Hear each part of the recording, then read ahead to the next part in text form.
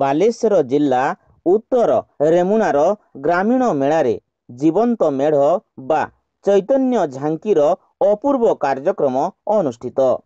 ଉତ୍ତର ଓଡ଼ିଶାର ଉତ୍ତର ରେମୁଣା ଗ୍ରାମୀଣ ମେଳା ନଈକୁଳିଆଙ୍କ ଗଣପର୍ବ ଗତ 9/2/2025 ତାରିଖ ଠାରୁ ଆରମ୍ଭ ହୋଇ 15/2/2025 ତାରିଖ ପର୍ଯ୍ୟନ୍ତ ଦୀର୍ଘ ଏକ ସପ୍ତାହ ଧରି ବାଲେଶ୍ୱର ଜିଲ୍ଲାର ରେମୁଣା ବ୍ଲକ ଅନ୍ତର୍ଗତ ଗୁଡ଼ୁଦା ଗ୍ରାମ ପଞ୍ଚାୟତର ଶିଆଳପଦା ଦୁର୍ଗାପୂଜା ମେଳା ପଡ଼ିଆରେ ଅନୁଷ୍ଠିତ ହୋଇଯାଇଛି।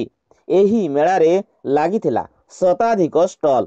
ସେଥିମଧ୍ୟରେ ଥିଲା ସମସ୍ତଙ୍କର ମନକୁ ଆକର୍ଷଣ କରି ବିମୋହିତ କରିଦେଉଥିବା ଏକ ଆଧ୍ୟାତ୍ମିକ ଚୈତନ୍ୟ ଝାଙ୍କି। ଏହି ଝାଙ୍କିକୁ ନିର୍ମାଣ କରିଥିଲେ ପ୍ରଜାପିତା ବ୍ରହ୍ମା କୁମାରୀ ଈଶ୍ୱରୀୟ ବିଶ୍ୱବିଦ୍ୟାଳୟ ମାଉଣ୍ଟ ଆବୁର ବାଲିପାଳ ସ୍ଥିତ ଗୀତା ପାଠଶାଳାର ଭାଇ ଭଉଣୀମାନେ। ଏଥିରେ ପ୍ରତିଦିନ ପ୍ରଦର୍ଶନ କରାଯାଉଥିଲା ଅନେକ ସାମାଜିକ ଶିକ୍ଷଣୀୟ ଚିତ୍ତାକର୍ଷକ ଦୃଶ୍ୟ। ଦ୍ୱାଦଶ ଜ୍ୟୋତିର୍ଲିଙ୍ଗମ୍ ବିଶ୍ୱ ନବନିର୍ମାଣ ଆଧ୍ୟାତ୍ମିକ ଚିତ୍ର ପ୍ରଦର୍ଶନୀ, ଆଗାମୀ ଭାରତର ସ୍ୱର୍ଣ୍ଣିମ ସଂସାର ଜଗର ଉପାଦେୟତା, ସୁସ୍ଥ ଜୀବନ ସୁଖୀ ଜୀବନ, ଧର୍ମ ମଧ୍ୟରେ ବିଦ୍ୱେଷର କାରଣ, ବିଶ୍ୱଯୁଦ୍ଧର ଭୟାବହ କରୁଣ ଦୃଶ୍ୟ, ମାଦକ ଦ୍ରବ୍ୟ ସେବନର କୁପରିଣାମ, ପରିବେଶ ସୁରକ୍ଷା, ଜୀବନ ରକ୍ଷା, ପାରିବାରିକ ହିଂସା, ବାଲ୍ୟ ବିବାହ ଇତ୍ୟାଦିର କାରଣ ଏବଂ ନିରାକରଣ।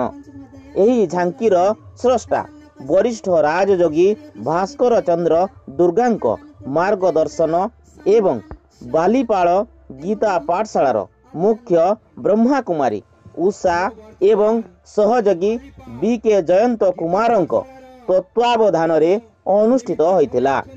ଏହି ଚୈତନ୍ୟ ଝାଙ୍କିର ଉଦ୍ଘାଟନ ସମାରୋହରେ ମୁଖ୍ୟ ଅତିଥି ଭାବରେ ଯୋଗଦାନ କରିଥିଲେ ବିହାର ପ୍ରଦେଶ ମୁଜାଫରପୁରର BK ଦିଗ୍ବିଜୟ ସାହି। ସମ୍ମାନିତ ଅତିଥି ଭାବରେ ସ୍ଥାନୀୟ ସରପଞ୍ଚ ଜାନକୀ ଦାସ, ମୁଖ୍ୟ ବକ୍ତା ଭାବରେ ଭାରତୀୟ ରେଡ୍ କ୍ରସ୍ ସୋସାଇଟିର ଭାଇସ୍ ପେଟ୍ରନ୍ ତଥା ରାଜ୍ୟ ଜୁନିୟର ରେଡ୍ କ୍ରସ୍ର ବରିଷ୍ଠ ସାଧନ କର୍ମୀ ଡକ୍ଟର ରମାକାନ୍ତ ମହାନ୍ତ ପ୍ରମୁଖ ଯୋଗଦାନ କରି ଏହି ଜୀବନ୍ତ ମେଢ଼ର ଝାଙ୍କି ଶିକ୍ଷା, ସୂଚନା, ମନୋରଞ୍ଜନ ଏବଂ ଆଧ୍ୟାତ୍ମିକ ଜାଗରଣର ଏକ ଉତ୍ତମ ମାର୍ଗ ବୋଲି କହିଥିଲେ। ବିଭିନ୍ନ ଦିବସରେ ଏହାକୁ ବିଜୁ ଯୁବ ଜନତା ଦଳର ରାଜ୍ୟ ସଭାପତି ଶୁଭେନ୍ଦୁ କୁମାର ଦାସ ମଙ୍ଗରାଜ, ରେମୁଣାର ପ୍ରାକ୍ତନ ବିଧାୟକ ସୁଦର୍ଶନ ଜେନା, 2024 ମସିହାରେ ଭାରତ ସୁନ୍ଦରୀ ଉପାଧି ଲାଭ କରିଥିବା ସୁଶ୍ରୀ P ସଞ୍ଜନା, ମେଳାର ସମ୍ପାଦକ ରାଧାରଞ୍ଜନ ଦାସ, ସଭାପତି ପ୍ରମୋଦ କୁମାର ମିଶ୍ର, ଓଡ଼ିଶା ସାହିତ୍ୟ ଏକାଡେମୀର ପୂର୍ବତନ ସଦସ୍ୟ ଡକ୍ଟର ଭାଗବତ ପ୍ରସାଦ ଦାସ, ସ୍ୱର୍ଣ୍ଣଚୂଡ଼ ମହାବିଦ୍ୟାଳୟର ଓଡ଼ିଆ ବିଭାଗର ପ୍ରାକ୍ତନ ଅଧ୍ୟାପକ ନରୋତ୍ତମ ଦାସ, ଦୁର୍ଗାଦେବୀ ପଞ୍ଚାୟତ ସମିତି ସଦସ୍ୟା ଭାନୁପ୍ରିୟା ମାଝୀ ପ୍ରମୁଖ ପରିଦର୍ଶନ କରି ଭୂୟସୀ ପ୍ରଶଂସା କରିଥିଲେ। ଏହି ଜୀବନ୍ତ ମେଢ଼ର ଚୈତନ୍ୟ ଝାଙ୍କିକୁ ପରିଚାଳନା ଓ ସାଫଲ୍ୟମଣ୍ଡିତ କରିଥିଲେ ବାଲିପାଳ ସବ୍ ସେଣ୍ଟରର ସମସ୍ତ ଈଶ୍ୱରୀୟ ଭାଇ ଭଉଣୀମାନେ। ବାଲେଶ୍ୱର ଜିଲ୍ଲାର ରେମୁଣା ବ୍ଲକ ଗୁଡ଼ୁଦା ଗ୍ରାମ ପଞ୍ଚାୟତ ଶିଆଳପଦାରୁ ଗତିକୃଷ୍ଣ ମହାନ୍ତଙ୍କ ରିପୋର୍ଟ, ଓଡ଼ିଶା ସଂକେତ TV।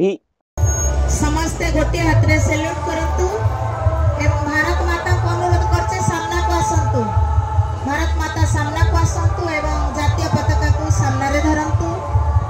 ଆମର ବିଶ୍ୱ ସୁନ୍ଦରୀ ଭଉଣୀକୁ ସାମ୍ନାକୁ ଅନୁରୋଧ କରୁଛି, ଆସନ୍ତୁ ସାମ୍ନାକୁ। ଆପଣଙ୍କୁ ଏ ବିଶ୍ୱର ମହାନ ବିଦ୍ୟାଳୟ ଶିକ୍ଷାର ଶୀର୍ଷ ଏବଂ ବିଶ୍ୱର ଶୀର୍ଷ ଶିକ୍ଷାଗତ ଶିକ୍ଷକ ଯେ ପରମ ଶିକ୍ଷକ, ତାଙ୍କରି ମଞ୍ଚରେ ଆପଣଙ୍କୁ ଏବଂ ତତ୍ ସହିତ ଆପଣଙ୍କ ସାଥିରେ ଆସିଥିବା ଭାଇ ଭଉଣୀମାନଙ୍କୁ ଟିକେ ଆଗକୁ ପଳେଇ ଆସନ୍ତୁ। ଆମର ଅତିଥି ସରପଞ୍ଚ ମହୋଦୟା ସାଥିରେ ଯେଉଁ ଆସିଛନ୍ତି ସାମ୍ନାକୁ ଆସନ୍ତୁ। ଈଶ୍ୱରୀୟ ବିଶ୍ୱବିଦ୍ୟାଳୟ ଦ୍ୱାରା ଆପଣମାନଙ୍କୁ ହୃଦୟ ଭରା ସମ୍ମାନ, ସ୍ୱାଗତ ଏବଂ ବହୁତ ଅଭିନନ୍ଦନ। ମୁଁ ବର୍ତ୍ତମାନ ଆମ ବାଲିପାଳ ଗୀତା ପାଠଶାଳାର जो निमित्त भौणी अच्छी उषा भौणी को अनुरोध करी जी आमर भारतर गर्व एवं गौरव को उज्जीवित करिसेंती भारतर जो भारत सुंदरी उपाधि ताको दिया जायछि सुश्री पी संजना को आमर आध्यात्मिक संगठन पक्षर ताको वर्तमान पुष्पगुच्छ तिलक एवं उपढौकन प्रदान पूर्वक ताको वर्तमान सम्मानित करा जाउछि।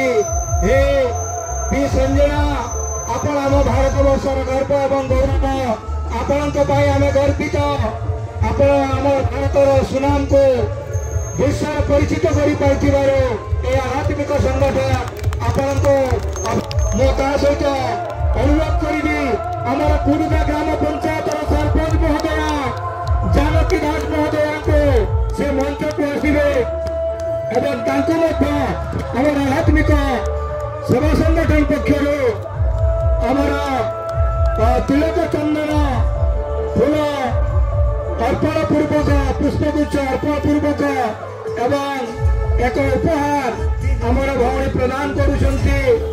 आज बहुत आनंदर कथा जे आम गाँव आसी पहुंची पारिछंती एवं आमको उत्साहित करि पारिछंती। गुड़गा ग्राम पंचायत सरपंच महोदय माननीय जानकी दास महोदय गोटे जोरदार ताड़ी हो कारण सी ही आमर ये जो भारत सुंदरी को आज आम मंच आनी पदार्पण कर जो झांकी देखुंत ये झांकी को जी दिग्दर्शन देते जी तैयारी कर दिन राति समय को एक कर जड़े 90 वर्ष वयस्क सी होती भास्कर भाई अनुरोध करी से मंच को आसवे। भास्कर भाई जी की आमर झांकी को दिग्दर्शन दे दीर्घ वर्ष है से राष्ट्रपति गाँ रायरंगपुर जा 3 दिवसीय कार्यक्रम में अंशग्रहण करते ये भाई होती आमर दिग्दर्शक मार्गदर्शक आमर डायरेक्टर से भास्कर भाई आपण मैंने गोटे जोरदार टाणी दिंतु कारण ये जो कार्यक्रम देखुं ये बयस आज 90 वर्ष अधिक है तथापि से वर्तमान चलचंचल अच्छा ये कार्यक्रम को साफल्यमंडित करिसेंती। पुणी भी आमर श्रोता भाई भौणी मैंने जो अच्छा आम भाई भौणी मैंने एत पर्यंत अपेक्षा करछंती एवं साथी जो मान को आमे पाइछु ईश्वरीय विश्वविद्यालय द्वारा आपण मान को हृदय भरा सम्मान स्वागत एवं बहुत बहुत अभिनंदन।